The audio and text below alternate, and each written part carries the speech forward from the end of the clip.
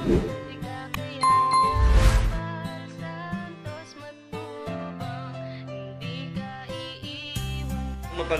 umaga po, tanghali, hapon, gabi sa bawat isa mga kalingap.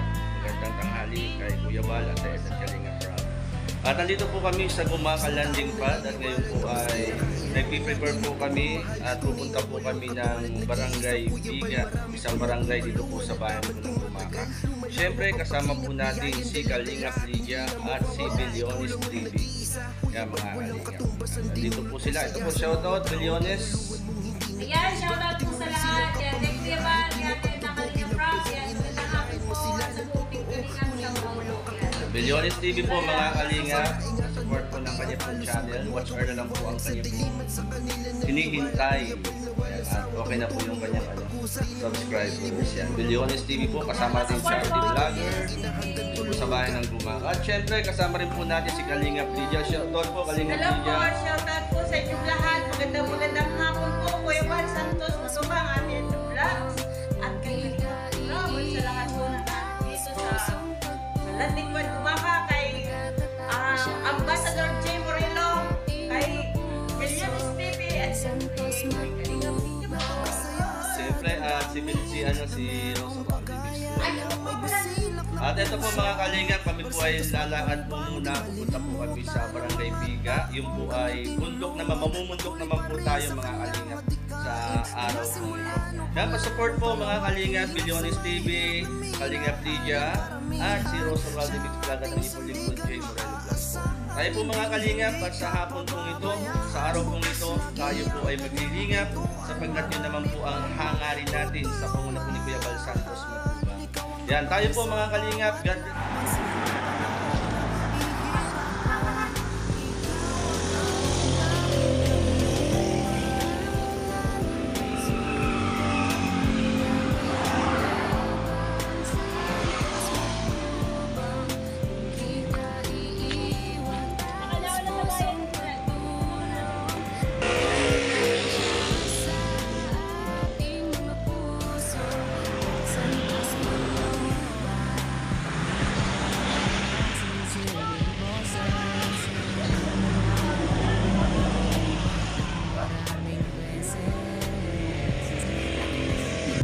Ayan tayo po mga kalingap, kami po ay tuloy na po muna kami. Ito si Billiones TV, nasa likuran po natin. Shoutout Billiones TV. Palang hapon po. At ito naman si Kalingap Lydia po. Magandang hapon po at tayo po ay ayan tayo na po mga kalingap, tuloy po muna po kami. Sa mga nagdurusa sa rasa ganyang gawi ay wag ka na magsawa.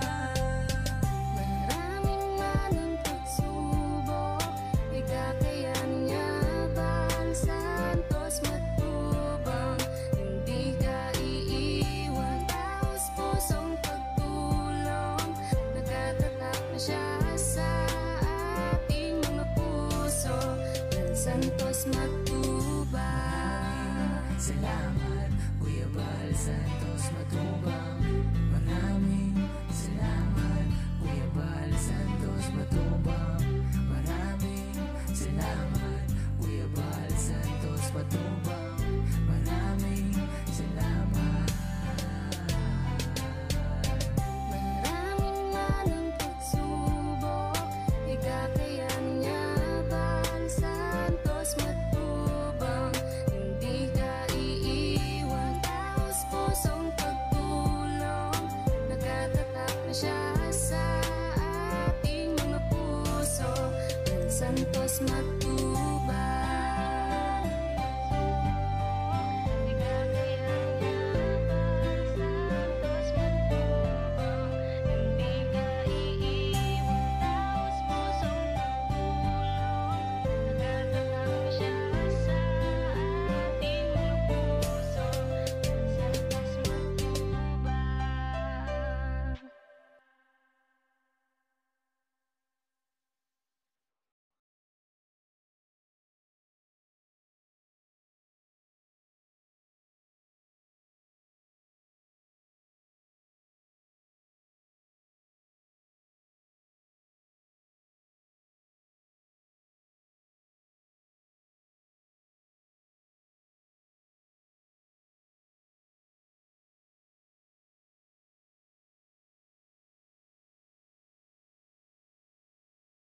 Isang mapagpalang hapon po mga kalingap. Isang mapagpalang hapon po kay Kuya Bal, Ate Edna at Kalingap Rob at sa buong team ng Kalingap. Tayo po ay naandito po sa Barangay Biga, Gumaca, Quezon. At tayo po mga kalingap ay naglilinga po dito. At kasama po natin sina Bilyones TV, sina Kalingap Lydia. At meron po tayong nakitang bahay dito po sa tabing daan. Habang kami po ay naglalakbayan, may natanaw po kaming bahay at puntahan po natin mga kalingap. At ito po mga kalingap po. Ito yung aming service po. At ito po yung bahay na atin pong nakita. At puntahan natin mga kalingap. Ito po mga kalingap, at pasyalan po natin itong bahay na amin pong nakita. Tao po! Ay, gandang hapon po sa inyo. Mga kalingap, ito po yung bahay. Oh. Magandang hapon po. Nay, magandang hapon po. Sino pong kasama nyo rito, Nay? Wala po. Dito kayo natuloy po. Yan, magandang hapon po, Nanay. Yan, ano Nay, pangalan nyo? Mercedes Loresto po. Mercedes Loresto. Yan, si Nanay Mercedes. Magandang hapon po sa inyo. Sino pong kasama nyo po rito? Napunta ko rito yung mag-ina ko pagka po gusto nila akong Kaya may mga kutsyon dyan ay nilalatag po. Saan po nilalatag? Diyan po sa lupa. Abay, dito nilalatag po sa lupa. Yan po. Ang kutsyon, ay Nanay, hindi ba delikado? Baka mamaya gapangan ng ahas. Ay hindi naman po, may awa po ang Diyos sa amin. Ito pala, paano Nanay, kagaya ngayon na naulan? Ay natulo ho yan. Kaya nung minsan ho ay ako'y nagkaroon ng kaunting pira. Ay ako'y nagkuha ng trapal na medyo makapal-kapal. Ay ngayon na may natulo pa rin gawa nung bubunga ay sa lapang Yan po ay talagang Ilang taon na kayo Nanay? pa-70 na po ako ngayong Marso. Pa 70. 69 years old na po pala kayo ngayon. Wala pong ibang maghanap buhay ay. Ano po ang hanap buhay po nyo? Nagugulay-gulay lang ako, sir. Nagtatanim-tanim po. Opo. Pag minsan po ako'y nagugulay yung laing na tinagtaran po. Kami po ay napadaan, nakita nga po namin kayo. At ito pong bahay po ninyo. Ano po? Matagal na po kayong naninirahan dito? Opo. Ilang taon na po kayo naninirahan dito? 9 taon na po. 9 na taon na po kayo naninirahan. Matagal na ano. Kagaya po ngayon, magagabi na. Sinong kasama nyo rito? Wala po. Pagka po ako'y napapanglaw, di ako po'y napabaron sa, nakikitulog po ako sa iba. Pag napapanglaw kayo. Pero pag hindi napapanglaw, ay di po kami. saan kayo nahiga Nanay? Di po ako nahiga, ay basao. Kaya ako'y nasa ibaba, ay basa. Ito po yung higaan ni Nanay. Nanay ano nga po? Mercedes. Si Nanay Mercedes. Yan, si Nanay Mercedes po. Ito po yung kanyang hinihigaan. At ito po yung bahay ni Nanay Mercedes. Yan. Nanay, okay lang ba na ipakita ko po yung bahay po ninyo? At ito po mga kalinga po. Ito po yung bahay po ni Nanay Mercedes. Yan. Pasyalan lang po namin Nanay ha. At ito po mga kalinga po. Yung bahay nila. Ito po Nanay. Bali ano ito? Mga gamit nga po yan, nababasa na rin. Gawa ng ay trapal dyan ho. Yung po ng mga gamit namin ay gawa ng dati din ay may kabahayan. Kumbaga trapal ano ho? Parang Nanay kumbaga ay Hindi na nga po magawa ng asawa. Kung gawa po ng matanda na 10 taon na nga. Ilang taon na po yung inyo pong asawa Nay? Ayun po ay na ay 72 na. Mas matanda po sa inyo. Pa 73 na po yun ngayong November ay. Kumusta po Nanay ang inyo pong buhay dito? Ay ganito nga po, pag hindi po maghanap buhay muna para ako'y makapaglinis ng hindi maghanap po muna ng pagkain. Bago po hindi naman po makakatrabaho ng gutom. Ilan pong anak po ninyo? 7 po yun. Nasaan po sila? Po, may mga pamilya na po. Hindi mga rin pamilya po po? namang kayang suportahan kami at wala rin namang mga hanap buhay. Kundi pagka kasyalaan sa kanilang mga pamilya. May mga kanya-kanyang pamilya na rin po Nanay. May kanya-kanya na po. Kumbaga, wala kayong kapitbahay dito Nanay Wala nga po. Pag minsan nakadalawang sawa na huli Ah! ng nahuhuli.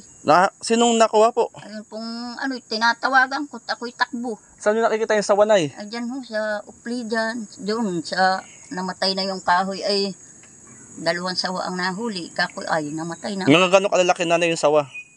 Gana rin na sir. Ay, Aba, malaki. gabaraso po. Malaki po yun. Yun lang ang kinatatakot ko rito, ahas. Mm. Baka biglang kaya ako'y pag may sign na ako'y nababa. Baka mamaya katabi na pala ninyo Ay wala naman hong problema kung makakatakbo naman ako Oo. pag talagang ay. Ito pala yung kalagayan ng buhay nyo, nanay. Ano po?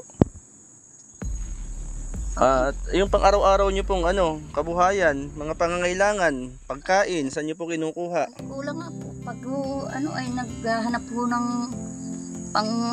yung halimbawa ay dahon ng sili, ako naman may kaunting gabihan, binibinta ko sa bayan. Napunta pa kayo ng bayan. 100 ang pamasahe. Di ba? Parang baliwala rin ho. Ay wala nga po, kaunti lang ho. At nakakabili naman kami ng manumbas 1 kilong bigas. Wala nga po malang kape at asukal, pansain. Kaya yun po ang buhay namin din.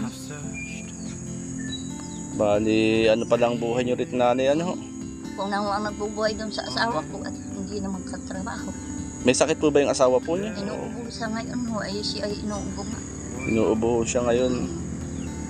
Hindi pa maibili ng gamot, wala naman talagang pambili.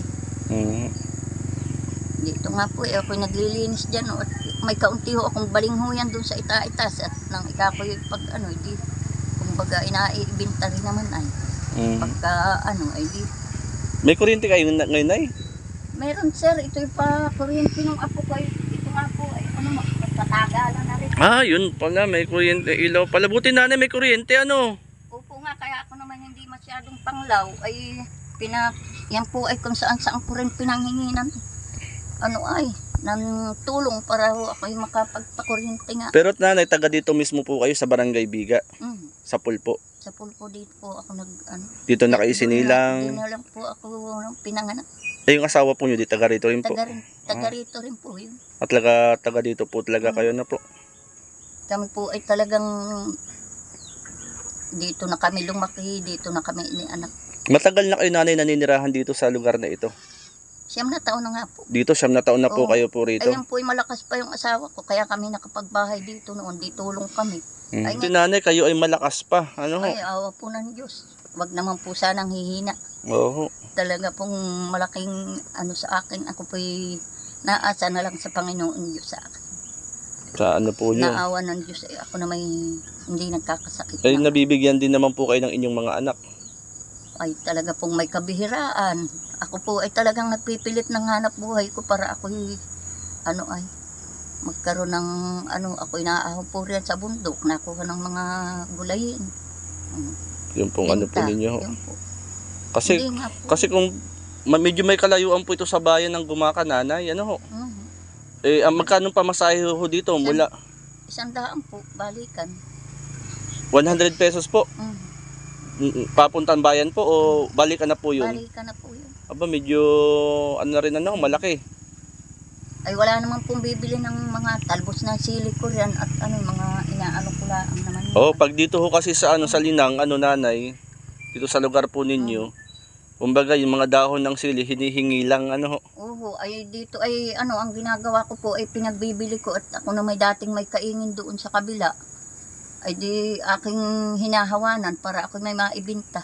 Ayun po Di yung mga binebenta lang po nyo na mga dahon ng sili o pa mga produkto. Wala po yun ay talaga pong hindi kakain.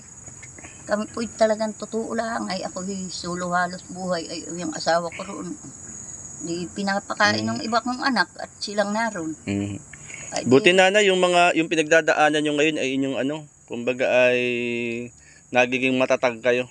Ay sa Pulpo yun, sa kahirapan sir. Talaga pong tinanggap ko lahat po yun.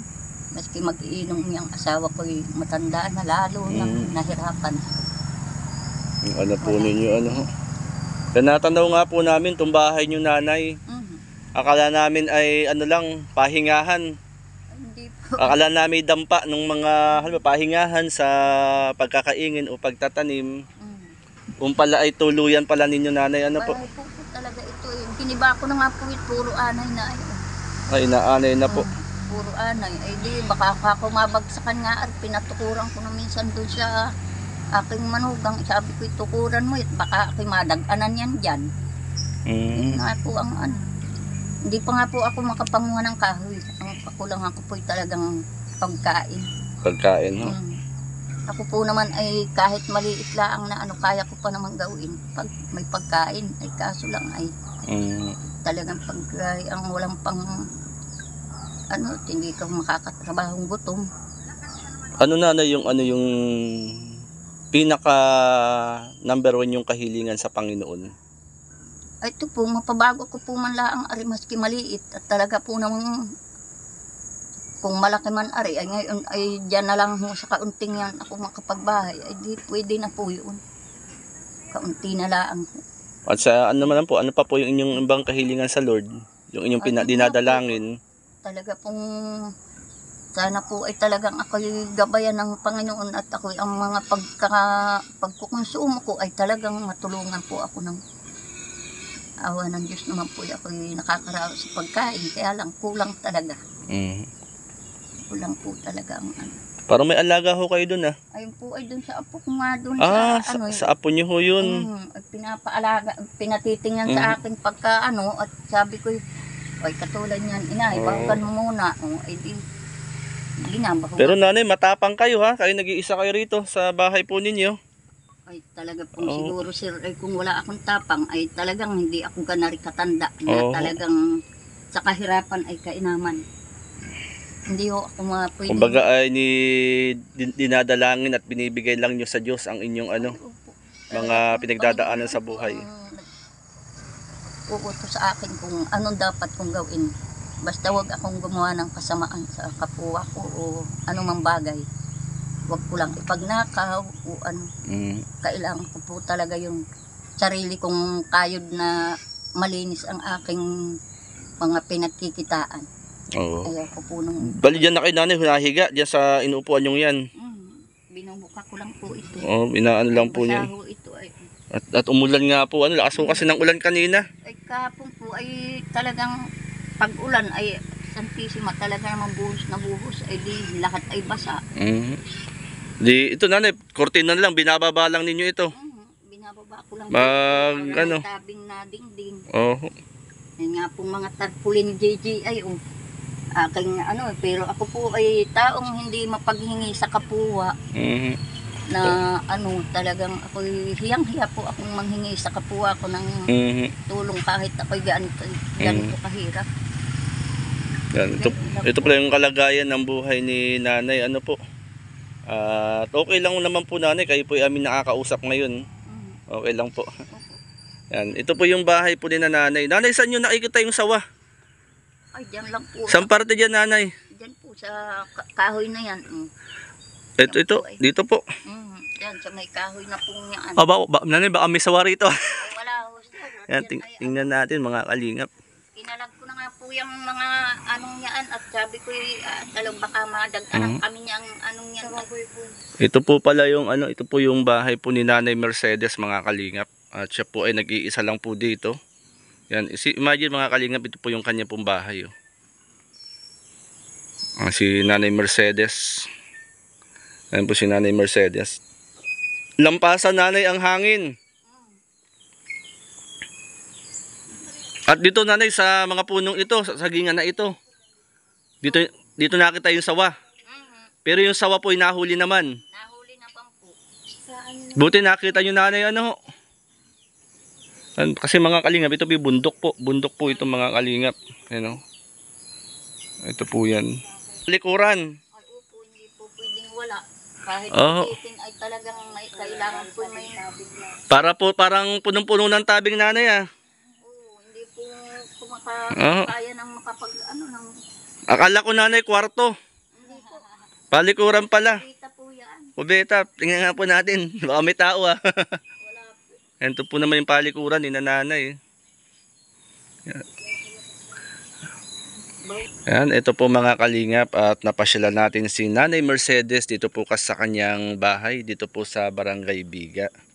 At ito po yung sitwasyon, kalagayan po ng buhay ni Nanay. Ito si Nanay Mercedes. Nanay Mercedes, at ako po ay meron po kaming dala na bigas po. Nanay, pansaing din po Nanay. Ay, salamat po sa Panginoon. Ah. Salamat po sa inyong tulong at talagang ako ni pagkain ay wala. Galing po yan Nanay kay Sister Cynthia Kilala. Ah, Yung bigas pong yan. Cynthia Cynthia Kilala. Kilala. Aha. Ay, thank you po sa inyo. Maraming salamat po at sana po ay marami pa pong bumalik sa inyo sa tulong ninyo sa akin. Yan, Ganun lang po. yan po ay yung aming dala po ngayon ay galing po yan kay Sister Cynthia Kilala Ah, opo. na amin pong ibinabahagi at binibigay po sa mga napupuntahan po namin na kagaya po ng senior citizen po Nanay. Ano po? Yan Nanay, at kayo po ay tuloy lang sa hamon po ng buhay at huwag kayong magsasawang manalangin. Opo talaga. Oho. Panginoon lang po Huwag, ang may huwag kayong magsasawang idalangin sa Panginoon ang nilalaman ng iyong puso't isipan. ay opo. Sapagkat Talaga pong yun ang- Sapagkat sa buhay natin, si Lord ang unang kailangan natin at si Lord ang unang tutulong po sa atin Nanay. Ano po? Opo, opo. Yan si Nanay Mercedes. At ito po si Nanay Mercedes. Dito po siya naninirahan mga kalingap. Nanay, pwede ba kayong ipanalangin? Mananalangin tayo Nanay. Sige po Nanay, dyan na lang po kayo. Yan, yuko na lang po ang ating ulo, tayo manalangin. Panginoon, ikaw po ang siyang magpala sa buhay po ni Nanay Mercedes. Batid mo po ang sitwasyon, kalagayan po ng kanyang buhay. Ikaw Lord ang patuloy na magbigay ng kalakasang kalusugan sa kanya, maging sa kanyang mga mahal sa buhay. At dalangin po namin Panginoon, ang mga mitiin niya, Panginoon, hangarin sa buhay nito Lord ay magkaroon po ng katugunan. Lord, ikaw po mag-ingat at magpala sa mga pangangailangan po ni Nanay Mercedes. Ilayo siya sa lahat ng uri ng karamdaman at kapahamakan. Marami pong salamat sa ngalan ng Panginoong Hesus. Amen. Amen. Thank you po. Yan, Nanay Mercedes, marami pong salamat. At Maraming po salamat. yan din po ay makatulong po Nanay sa inyo. Yung bigas pong yan ano po. Malaki pong tulong sa akin ito. Na kumbaga ay Marami pong salamat. mm, Tulong ng salamat din po kay Kuya Bal, opo. kay Ate Ed, Kalinga Prab at kay Cynthia, Opo. kay Sister Cynthia Kilala. At loobin ng Panginoon Nanay, okay lang ba kayong mapasyal-pasyalan po dito? Okay lang. Oo, mga siguro po sa mga darating na araw Nanay, mapasyalan po ulit kayo rito ano po. Na andito naman po lagi kayo yata Nanay. Lagi. Oo. Ako'y naglilinis dyan sa aking halamanan. Mhm. Hindi pwedeng walang tanim. Mhm. At talaga pong hindi kakain pag walang tanim. Kumbaga sadyain itong lugar nyo Nanay ano po. Basta Panay, di ako makakapangako, loobin ni Lord na pasyalan po namin po kayo rito ano po. Nanay, marami pong salamat ha. At kapit lang kayo kay Lord. Yung wag niyong bibitiwan yung inyong mitiin sa buhay. Sabi nga ang Lord ang unang makakatulong po sa atin. Pagtulong ng Panginoon at sa gawa. Katulad.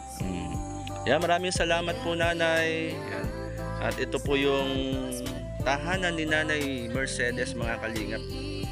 Makikita naman po natin At salamat nakita po natin siya.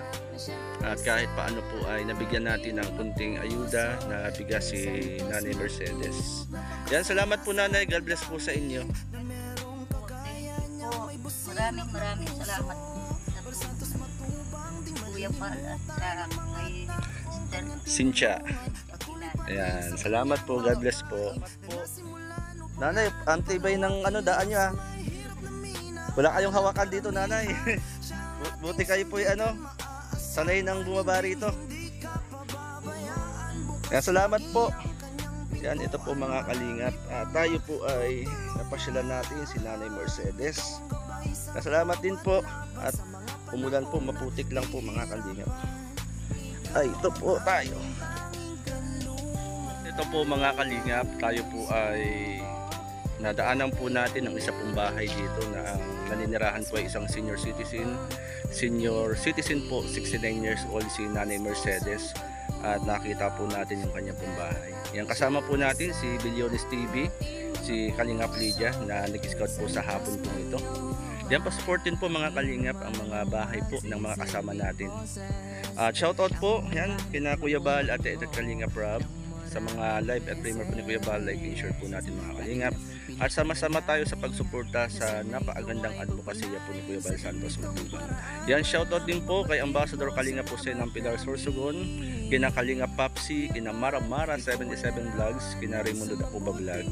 Shoutout po at kay Mr. J, the PWD, kina Jal TV, kina Glenn SC TV, mapagpalang hapon po sa inyo. At kina Engineer Agol, mapagpalang hapon. Kina Kalingap, Tito Mandy, mapagpalang hapon po.